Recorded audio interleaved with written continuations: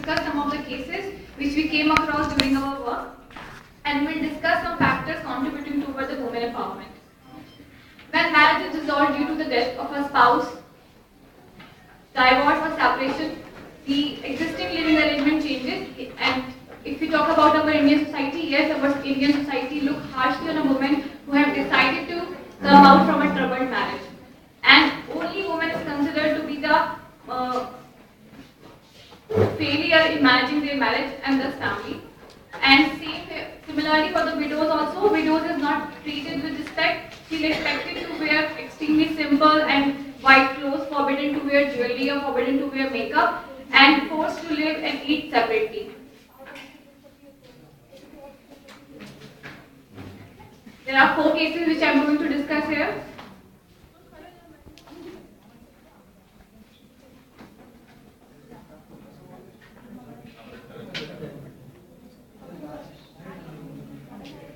First case I would like to discuss is Ms. Parveen Khan. She belonged from a Muslim family. When she was a mother of 3 children, she got divorced.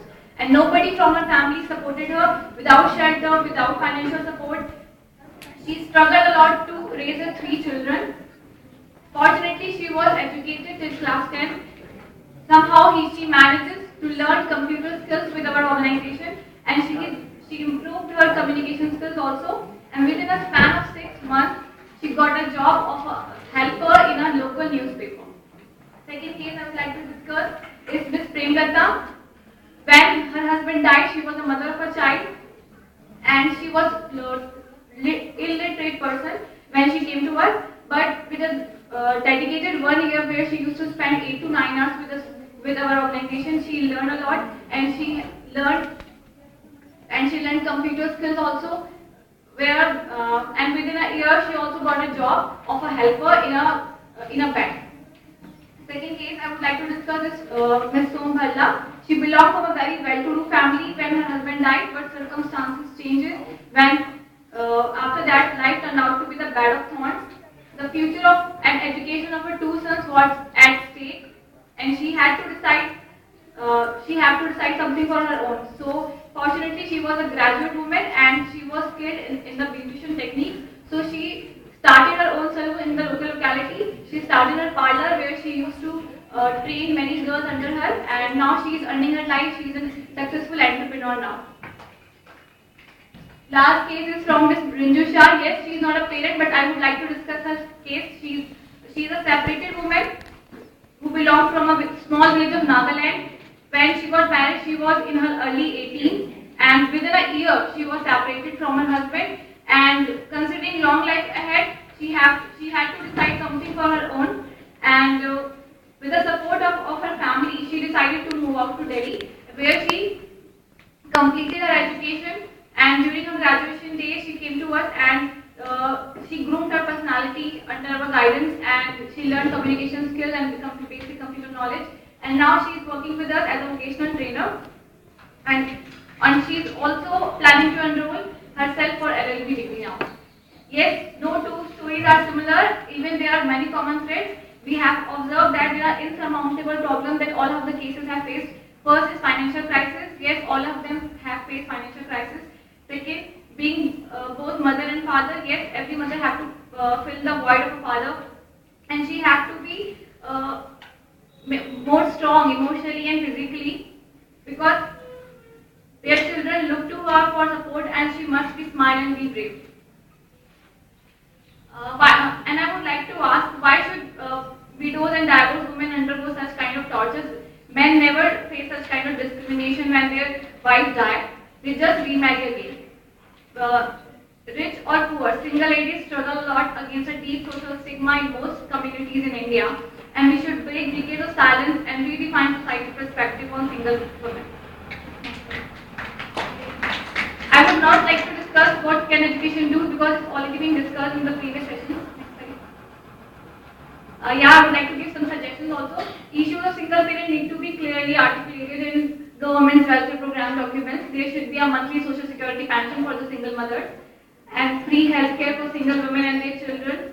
Right to work, right to property in both natural and marital law, homes and natural medical and allotment of land and building of build a house.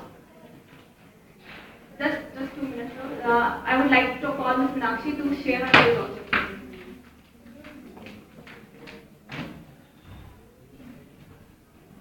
Thank you. अभी आपने ये जो 4 cases देखे, इन 4 cases से आपने एक खास बात देखी होगी कि इन सभी महिलाओं ने जो है स्वावलंबी होना सोचा, वो भी शादी के बाद हुए हादसे के कारण। इन सभी महिलाएं अगर शादी से पहले ही स्वावलंबी होती तो आज उन्हें इन सब परेशानियों का सामना नहीं करना पड़ता। हमारी सर्वे टीम ने दिल्ली के करोलबाग एरिया के लगभग 4000 घरों का सर्वे किया और सर्वे करने के बाद हमने जाना कि दिल्ली जैसे शहर में भी कई महिलाएं ऐसी हैं जो शादी के बाद पढ़ना और लिखना तो चाहती हैं, पर शादी हो जाने के कारणवश उन्हें स्वावलंबी बनने के लिए कई रुकावटों का सामना करना पड़ता है। वो उस वातावरण में इतनी खो चुकी हैं कि उन्हें ये नहीं पता होता कि उनकी क्षमता क्या है। वो घर के कामों के अलावा और कुछ अपनी जिंदगी सोच ही नहीं सकती हैं। हमने उन्हें समझाया कि आप शादी के बाद भी पढ़ लिख सकती हैं या फिर अपने हुनर का कोई भी काम कर सकती हैं।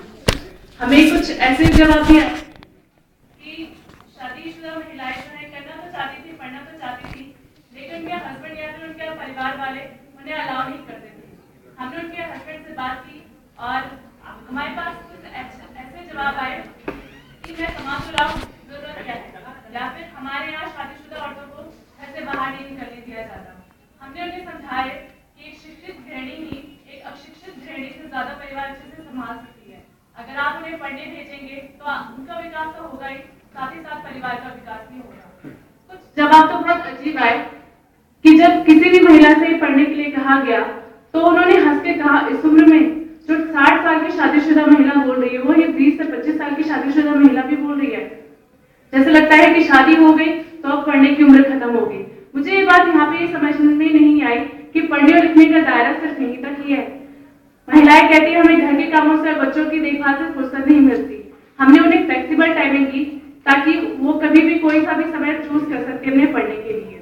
अंततः लक्ष्य जीवन जागृति ने यह फैसला किया कि वो शादीशुदा महिलाओं को चुनेगा और उनको स्वावलंबी बनाने के लिए उन्हें कोशिश करेगा। लास्ट में मैं आपको ये बताना चाहती हूँ कि आप सब भी अपने आसपास देखें और सभी औरतों को अपने साथ लेके चले, क्योंकि महिला सशक्तिकरण ही तभी हो सकता है जब महिला खुद चाहेगी और या फिर उनके परिवार को हम समझाएंगे। लास्ट में एक और वीडियो है जिसके द्वारा लक्ष्य जीवन जागृति कुछ कहना चाह रहा है आप लोगों से। Thank you.